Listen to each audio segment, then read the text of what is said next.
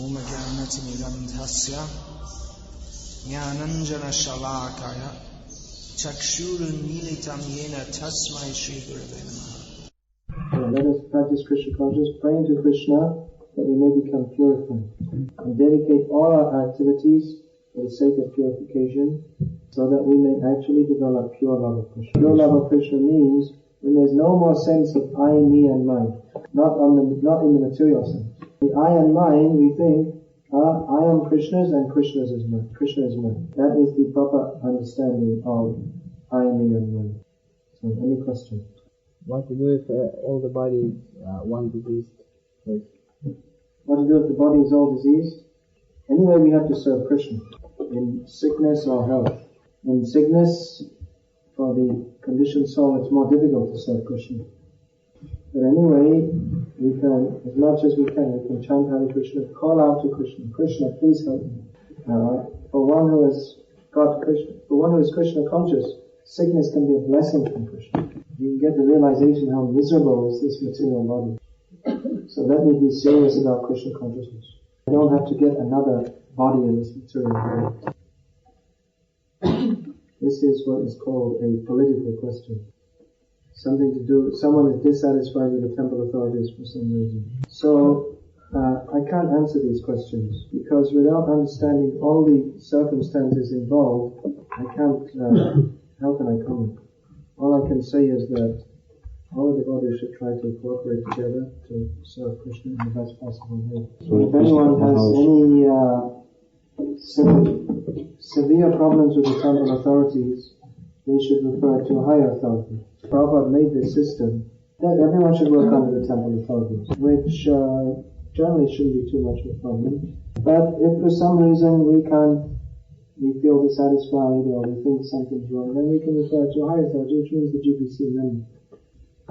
And if you're still dissatisfied, you can refer to the whole GBC body, who are not likely to listen to it unless you have something extremely serious. Anyway, there is a system around it. So, I request follow the system Prabhupada gave us. Another question. In Bhagavad Gita it is said that, some decision to act is, like in the three modes of nature. It may be manifested, in different ways. How it's called. Sorry, I couldn't catch what you said. Say it again. In Bhagavad Gita it is said that this dedication to action may be inclination to action? Yeah, maybe in three modes of material nature. Mm-hmm. And how can we, in our dedication to service, can we free from this lower mode?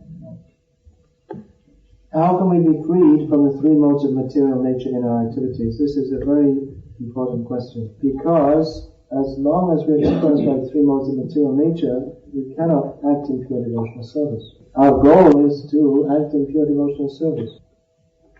So you see, Krishna in the Bhagavad Gita, even though Bhagavad Gita is quite a short book, it's only 700 verses. Many verses are dedicated to discussing the three modes of material nature. What are the symptoms of the three modes of material nature? What are the consequences of acting in the three modes of material nature? How to get free from the modes of material nature? And what are the symptoms of one who is free from the modes of material nature? So Krishna has given so much information so we can analyze and see what is our situation and how to get free from the modes of material nature. And in the Gita itself, Krishna gives the summary of how to get free from the modes of material nature. In a very important verse which Prabhupada quoted many, many times, Nam chayo bhavicharena bhakti yogena sevate sagunan samatityakan dhamma bhuyaya kampate. He says that, Krishna says that, one who fully dedicates himself in service to me, avyabhichareni bhakti, nam chayo avyabhicharena. He says that means undivided devotional service. Vyabhichara means your attention is divided. That's why a lusty woman is also called Vyabhicharini. It means she goes from one man to another to another. So, Avyabhicharini bhakti means fixed, one point. Avyabhicharina bhakti yogena sevate. One who serves Krishna in full devotion, then he automatically crosses beyond the modes of material nature and is situated on the spiritual platform. Now we find in the third canto of Bhagavatam also, Lord Kapila Dev gives a very important and interesting analysis of devotional service executed within the three modes of material nature and beyond the three modes of material nature. Study this very carefully, it's very important. One who worships the deity in the temple but doesn't recognize the Lord's presence in the heart of every living being, who is envious, proud, angry, separatist, means he's not worshipping Krishna for Krishna's sake but for his own sake. Who thinks, I'm the best devotee. There's so many different disqualifications. That means he's a devotee influenced by the mode of ignorance. Then, one who worships Krishna in the mode of passion, he's also a separatist. He has a separate interest from Krishna. He worships Krishna for some material gain. One who worships Krishna in the mode of goodness, he's much better. But still, he wants something from Krishna, means he's interested in liberation. But the pure devotee, he doesn't even want liberation from Krishna. He's simply interested in chanting his names and serving him. So this is a very important question which could form the basis of a very long discussion.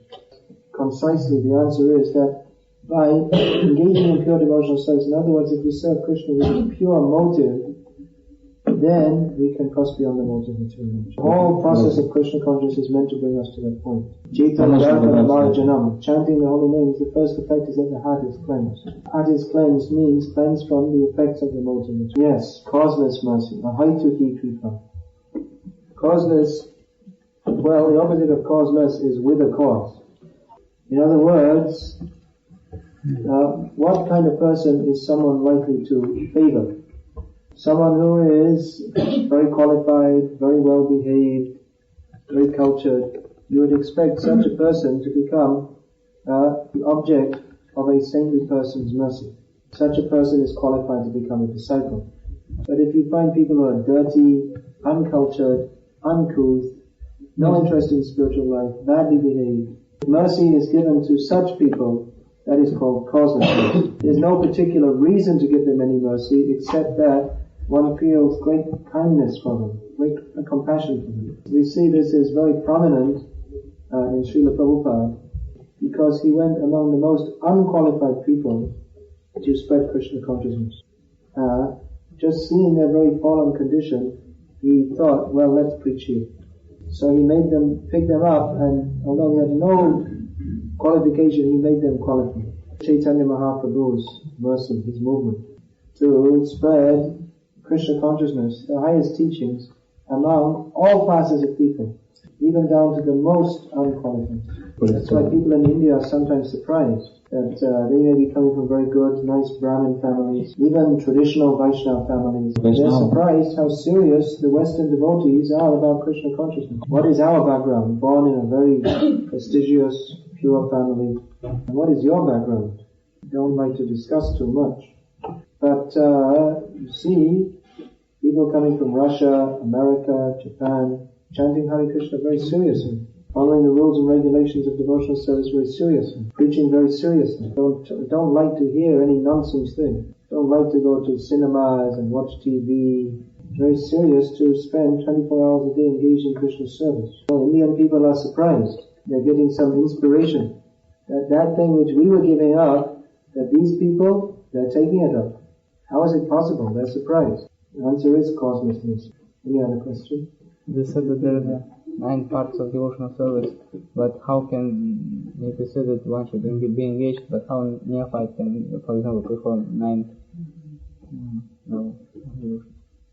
9 you may not perform. Especially the last 2 are meant for very advanced devotion. Devotional service begins with hearing. So in the beginning, if you just hear, that is enough. Then when you hear about Krishna, you see devotees chanting happily Hare Krishna, you may also want to join with them chanting. Then when you go home, you think about it. That's remembering. Then you may also want to take up some service. So gradually, you may be engaged in all these things. You may not do them all at once. We always try to enjoy. We think, well, I will serve Krishna and then I will feel happy and then I will enjoy Krishna. Is it egoism? This is like some cheating of the mind, or we can think like this? Yeah, read it out then. Mm-hmm. Yeah, this is a very important question. Who asked this question? Just fell from the sky? No, this idea that I will enjoy Krishna consciousness, this is very dangerous. One more question.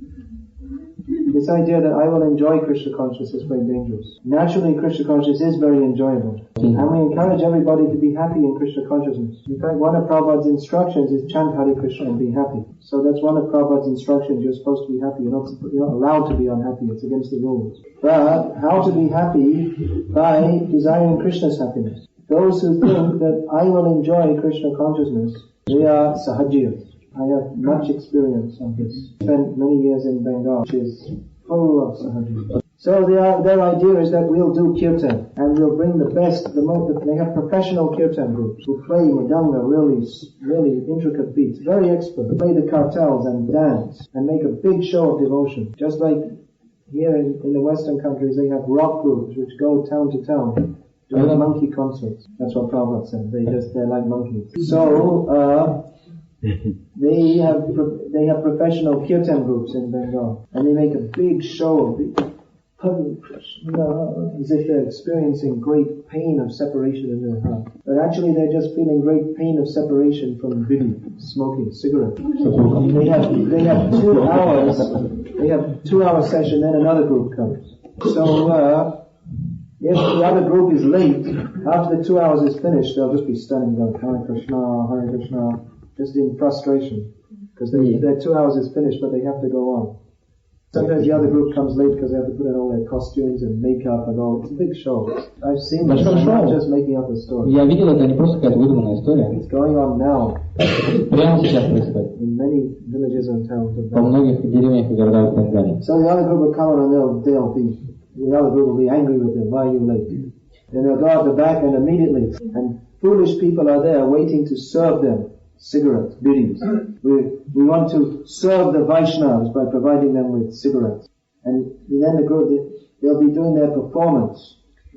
And the people will say, wow, Ananda, no, this is great fun. It's all how we can enjoy the kirtan. Sound of the music. Put on a big show that I'm a very advanced devotee. The people will fall at the feet of the kirtan singers and say, oh, you're a great devotee. And then he'll have some false tears coming from his eye and say, Baba, I'm not a great devotee. You are a great devotee. And they'll imitate, it's just disgusting, I can't tell you. Now they imitate the symptoms of advanced devotee. Just they're thinking, I shall enjoy Krishna consciousness. Then they go home and enjoy one big plate of fish. Bengalis are also very fond of eating fish. So this mood that I will enjoy Krishna consciousness is very dangerous. It can degenerate into all kinds of things like this.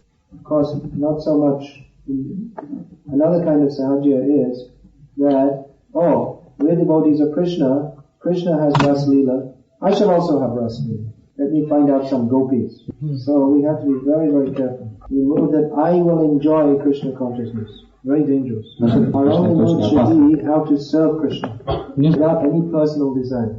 And if we do that, then automatically we'll feel very happy. But we shouldn't care for that happiness. Sometimes we may feel great ecstasy in Krishna consciousness. Anyone who's served Krishna seriously, they must have had at least several times, if not many times, when they felt great ecstasy in Krishna consciousness. At least what we think is ecstasy. We're a long way from real ecstasy yet. Taste. And sometimes we feel we're just going on with our Krishna consciousness. It may seem there's not so much taste there. But anyway, it's not our business whether we're feeling great ecstasy or not. Our only business is to serve. Only serve Him. Go and serve. And don't worry whether we're happy or not. That is the proper mood. Of course, if we're unhappy because we are thinking of sense gratification, that's something else. That is very bad. But the point is, we shouldn't demand bliss from Krishna. In the natural devotion, there's told the story. I think it was Daurika, one of the servants of Krishna, fanning Krishna with the chama. Do you remember this story? So he was feeling such great ecstasy that his body was becoming seized up. But he was cursing, this ecstasy should stop. Because my body is becoming seized up and I can't fan Krishna. He's thinking how I can serve Krishna nicely, not how I can enjoy ecstasy. So a very important question. We should all consider this very seriously. We talked about ahoituki kripa, that means causeless mercy. So we should also have ahoituki bhakti, means serving without any cause. I don't want anything from Krishna. I don't want even my own happiness. I only want Krishna's happiness.